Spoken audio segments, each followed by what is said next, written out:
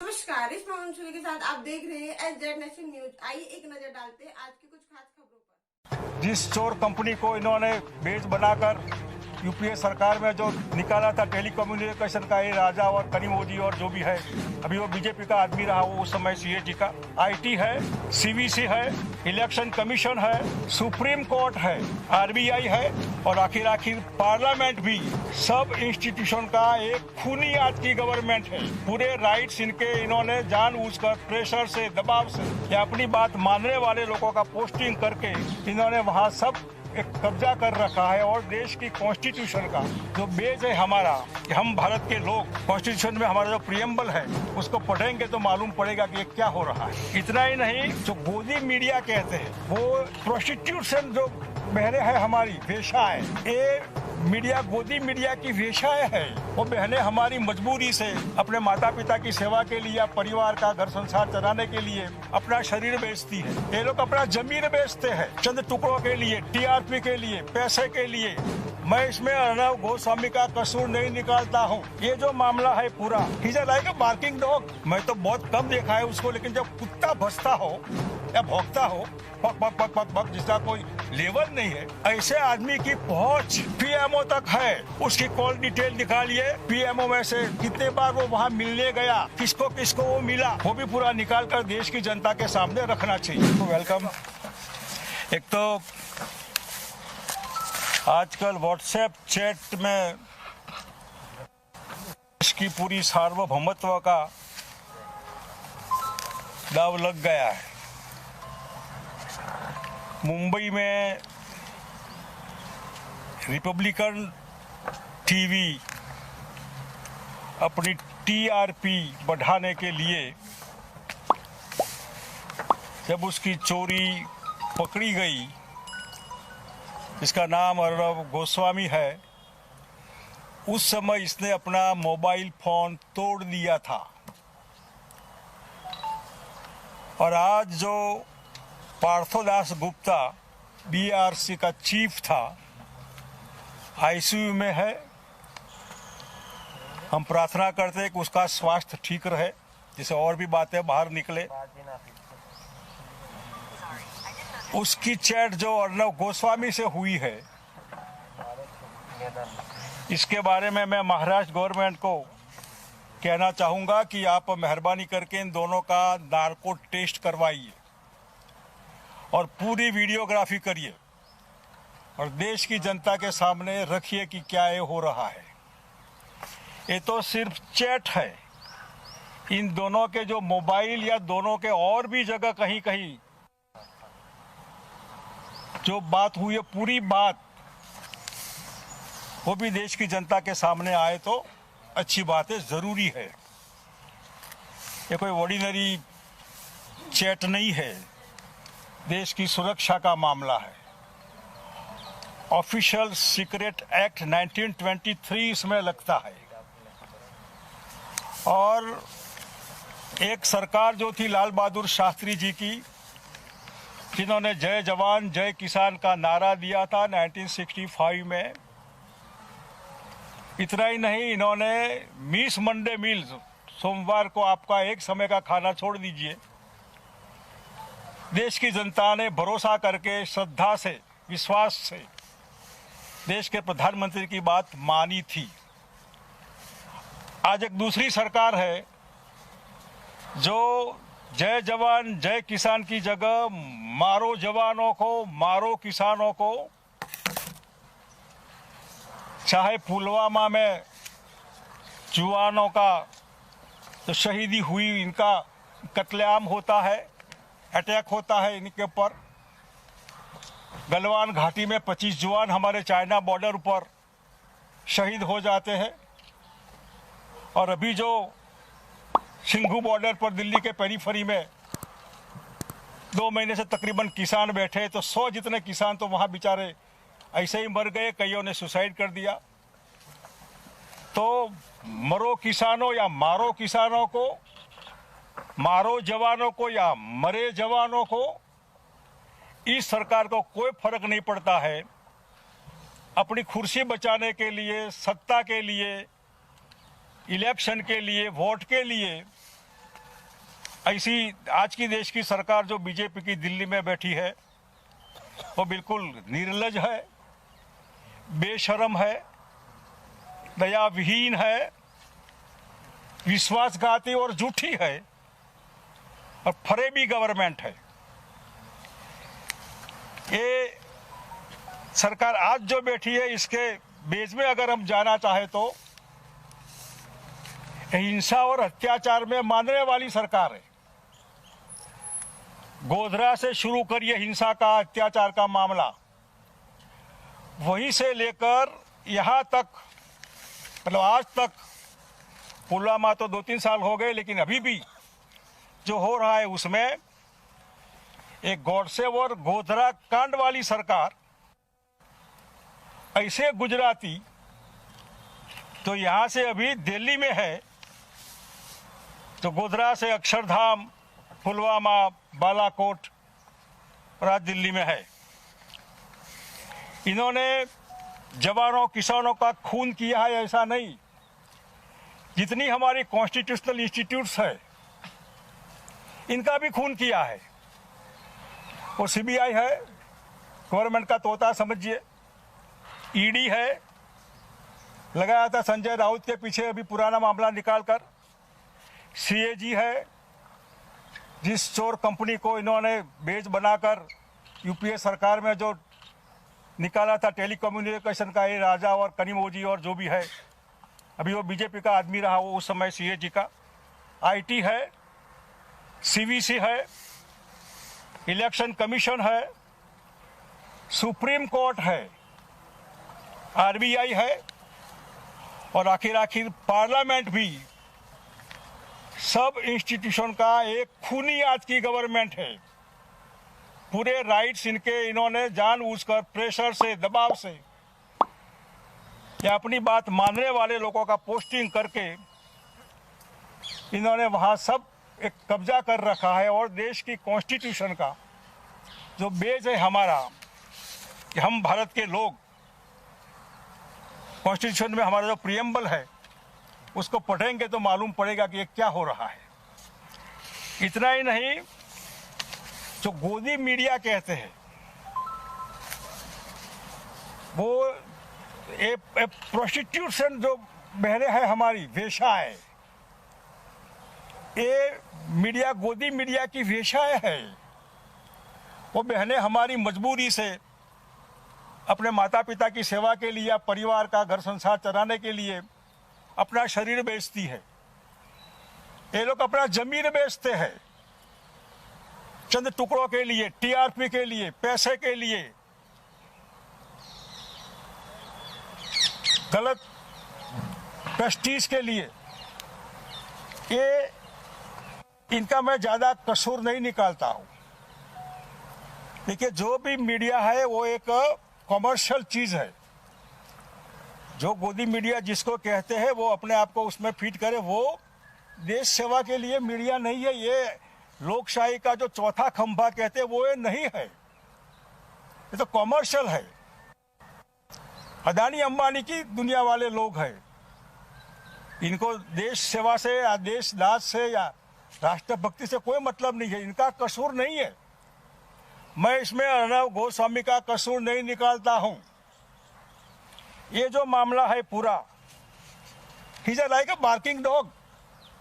मैं तो बहुत कम देखा है उसको, लेकिन जब कुत्ता भसता हो या भौंकता हो, पक पक पक पक पक, जिसका कोई लेवल नहीं है, ऐसे आदमी की पहुंच पीएमओ तक है। उसकी कॉल डिटेल निकालिए, पीएमओ में से कितने बार वो वहां मिलने गया, किसको किसको वो मिला, वो भी पूरा निकाल कर देश की जनता के सामने रखना चाहिए। क्योंकि ये कोई कुत्ते को टुकड़े डाले मांस का और खा गया वो मामला नहीं है। ये राष्ट्रभक्ति का मामला है, देशदास का मामला है। और इस हिसाब से जो आज पूरे देश को इन्होंने अपने 4-5 लोगों के कब्जे में लोग कहते हैं। मैंने कई मीडिया में सुना कि कोई 5 लाख जिम्मेदार थे बालाकोट या पुलवामा की सीक्रेट जानने वाले। डिफेंस सीक्रेट जानने के लिए सिस्टम है, उसकी कमिटी भी होती है, लेकिन मैं 5 में किसी को नहीं जिम्मेदार मानता। 5 में होम मिनिस्टर होते हैं, वो भी प्रधानमंत्री नियुक्त करते हैं। नेशनल सिक्योरिटी एडवाइजर, वो भी रिटायर आदमी है, वो भी प्रधानमंत्री अपॉइंट करते हैं। डिफेंस मिनिस्टर, वो भी प्रधानमंत्री अपॉइंट करते हैं। ये कोई जिम्मेदार नहीं है, कोई एक जिम्मेदार है। पूरा एक कॉन्स्पिरेसी हुई, पूरा जो ये चैट में जो बताया गया है, वो उसमें जो पुलवामा और बालाकोट की 2-3 दिन पहले अर्नब गोस्वामी को जो बात लीक हुई, इसके लिए एक आदमी जिम्मेदार है, तो इसका नाम है प्राइम मिनिस्टर ऑफ इंडिया। 5 लोग नहीं, एक ही आदमी। इन्होंने पूरे देश को 2 भाग में बांट दिया है। एक गवर्नमेंट, आरएसएस, वो जो लोग हैं, या गोदी मीडिया, बाकी का देश सामने। जिसने भी थोड़ा भी सरकार के सामने कुछ बोला, देशद्रोही है। ये अपने आप को राष्ट्रवादी कहने वाले ये लोग, वही राष्ट्रद्रोही है। ये राजद्रोह या जो ऑफिशियल सीक्रेट एक्ट 1923, उसमें जो बातें लिखी है, मैं डीप में नहीं जाना चाहूंगा। शासकीय गुप्त बात अधिनियम 1923 का अंग्रेजों के समय का एक्ट बना है। इसमें कोई भी आदमी ऐसी बात लीक नहीं कर सकता है जो इन पैरामीटर में नहीं आता है। वो लीक करता है तो इसके ऊपर एक्ट लगना चाहिए, देशद्रोह का, राजद्रोह का। तो अर्नब गोस्वामी पर तो लगे, क्योंकि वो मेन है, लेकिन जिसने उसको बातमी दी, इंफॉर्मेशन दी या लीक किया, वो सिर्फ प्रधानमंत्री ऑफ इंडिया हो सकते हैं, और कोई नहीं। दूसरा कोई इसमें नहीं हो सकता।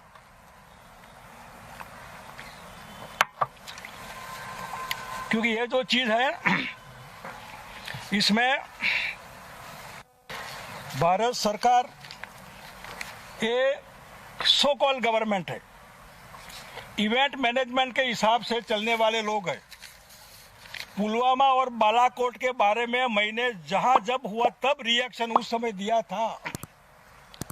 इसलिए आपके माध्यम से मैं कहना चाहता हूं कि सबसे पहला रिएक्शन गोधरा का भी हमने दिया था, अक्षरधाम का भी दिया था। पुलवामा में हमने कहा था कि गुजरात के रजिस्ट्रेशन वाली गाड़ी, किसी ने हमको बताया कि वहां थी। जब फ्लैग मार्च होता है आर्मी का, तब कुत्ता भी बीच में नहीं आता, गाड़ी का तो सवाल ही पैदा नहीं होता। इसको कैसे मालूम कि पुलवामा में कुछ होने वाला है? ये ओएसए, ऑफिशियल सीक्रेट एक्ट, यहां भंग होता है। उसको तो जिसने बताया होगा, लेकिन हम इनको जानते हैं कैसे कल्प्रिट क्रिमिनल ये लोग हैं। इसलिए अगर गोधरा में कहा था, अक्षरधाम में कहा था, पुलवामा भी हमने कहा था कि ये गवर्नमेंट की मेहरबानी से हुआ है। और मालूम पड़ने के बाद प्रधानमंत्री अपनी जो शूटिंग है, कोई रोकता नहीं है। क्या देश के जवान है, हमारा जवान नहीं है? इनकी शहीदी का आपको मालूम नहीं था? अगर मालूम नहीं था तो आपको प्रधानमंत्री रहने का कोई हक नहीं है। अगर मालूम था फिर भी आप शूटिंग करते तो आप देशद्रोही है, राष्ट्रद्रोही है, कल्प्रिट है, दयाविहीन है। ये मामला देश की जनता को देखना चाहिए कि व्हाट इज दिस। क्या आपका शूटिंग इंपॉर्टेंट है, या इतने लोग मर गए बेचारे आपकी गलतफहमी से? हो सकता है आपका प्लानिंग, जो भी उसने कहा कि ये प्लानिंग था, चुनाव में जीत मिलेगी। बालाकोट का भी हमने कहा था, एक कौवा मरा है और कोई नहीं मरा है, सिर्फ मार्केटिंग है।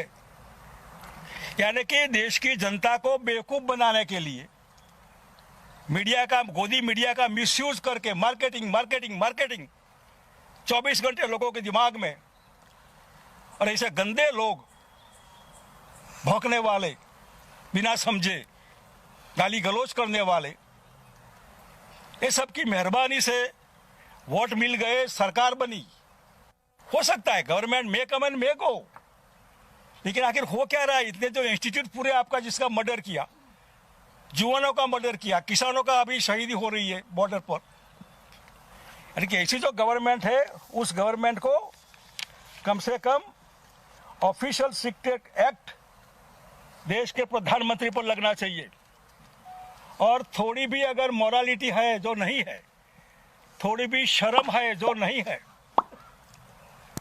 तो 26 जनवरी को जो मार्च पास होता है उसके बाद प्रधानमंत्री ने खुद देश की जनता की माफी मांगकर, किसानों से एडवांस में माफी मांग लीजिएगा कि मैं मार्च पास के बाद मैं प्रधानमंत्री नहीं रहूंगा, मेरे को माफ करिए, मेरी गलती हो गई। और अपने आप को पूरी गवर्नमेंट के पीएम से रिजाइन करना चाहिए। और आरएसएस वाले थोड़े भी अगर कुछ दम वाले लोग हैं तो अरुण जेटली के बारे में जो कहा गया, वाजपेयी जी के भी कहते कि 14 अगस्त को स्वर्गवास हो गया था, जेटली भी ऑक्सीजन पर थे। इनको शर्म नहीं है? जिस आदमी ने पूरी सरकार में मेन आदमी था, हम साथ में राजनीति में आए थे 74-75 में, वो जिंदा है, उसके लिए ऐसे खराब लफ्ज। और बीजेपी वाले, आरएसएस वाले इतने गए बीते हैं, इतने तलिया चाटने वाले हो गए, सत्ता के भिखारी हो गए वो लोग, पावरलेस हो गए, कुछ कह नहीं सकते। ठीक है, वाजपेयी को आप नहीं मानते थे, मत मानिए, तो प्योर आदमी था और अपनी नादुरुस्त तबियत तो पार्टी की सेवा करते करते हुआ। गुजरात सरकार इसने बचाई, पूरी कॉन्स्पिरेसी थी, उसने सीबीआई को एडजस्ट करके उसने सबको बचाया। उस आदमी को सिर्फ आउट ऑफ इंडिया से कहेंगे कि हाँ ये अच्छे दोस्त थे, what is this? Arnab Goswami उसको जिंदा रखेगा या मारेगा? आरएसएस वाले भी बिल्कुल सत्ता लालचू चोर हो गए। इसलिए ये जो चीजें हैं वो कहने के लिए कि अलग किस्म की गाड़ी चल रही है कि मीडिया के ऊपर एलिगेशन। मैं नहीं करता, कॉमर्शियल लोग हैं तो कॉमर्शियल करेगा, अदानी अंबानी है तो वो तो बिजनेस करेंगे, देश को खरीदेंगे, सबको खरीदेंगे, वो खरीदेगा। लेकिन जो बेचने वाला है अपने आप, देश की सरकार उसके गिरवे रख गई, तो वो तो है। इसलिए मैं इसमें सबको नहीं मैं ऐड करना चाहता हूं, इंक्लूडिंग अर्नब गोस्वामी। दो बातों में मेन है, इसलिए ऑफिशियल सीक्रेट एक्ट का भंग उसने किया है। बाकियों का जो हुआ होगा मैं डिटेल मेरे को नहीं पता, लेकिन उसने बालाकोट और जो पुलवामा में उसने कहा है कि ऐसा हो रहा है, यानी कि सीक्रेट उसने ओपन किया बिफोर शेड्यूल, जो नहीं कर सकता है। मेरे पास ये पूरा एक्ट है, उसमें डिटेल है, मैं टाइम आपका नहीं लेना चाहता, लेकिन वो इसलिए उसके ऊपर तो वो लगे, लेकिन वो जो मालिक है उसका, जिसने उसको इंफॉर्मेशन दी, और वो 5 लोग नहीं, लोग 5 लोग को गिनते हैं, डिफेंस, होम, एनएसए, नहीं, एक ही आदमी, और जिसका डेजिग्नेशन है दी prime minister of India, new Delhi. 7 लोक कल्याण मार्ग जो भी है, जिसमें लोगों का कल्याण नहीं नाश हो रहा है, यही चीज कहने के लिए मैंने आपको बुलाए हैं। इस खबर को अभी लाइक करें, शेयर करें, अभी चैनल को सब्सक्राइब करें और घंटी